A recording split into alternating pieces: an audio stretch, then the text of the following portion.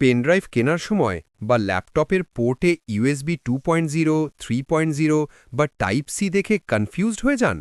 তাই ২৮তম পর্বে চলুন জেনে নিই এদের আসল পার্থক্য। প্রথমে আসি ইউএসবি 2.0 এবং 3.0 এর কথায়। এগুলো মূলত ডেটা ট্রান্সফার স্পিডের ভার্সন। পিসির কালো রঙের পোর্টগুলো হল 2.0, যা বেশ স্লো।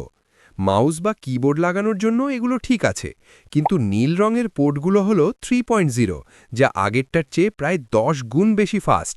তাই ফাইল কপি করার জন্য পেনড্রাইভ সব সময় এই নীল পোর্টে লাগাবেন। তাহলে টাইপ সি জিনিসটা কি? টাইপ সি হল পোর্টের একটি নতুন ডিজাইন বা শেপ। সাধারণ ইউএসবি পোর্টগুলো উল্টো করে লাগানো যায় না, কিন্তু টাইপ সি পোর্টের কোনো উল্টো সিধা নেই। আপনি চোখ বন্ধ করেও এটি পিসিতে লাগাতে পারবেন।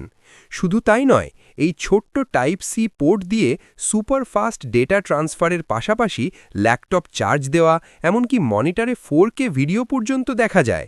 তাই এখনকার সব আধুনিক স্মার্টফোন এবং ল্যাপটপে এই টাইপ সি পোর্ট ব্যবহার করা হচ্ছে।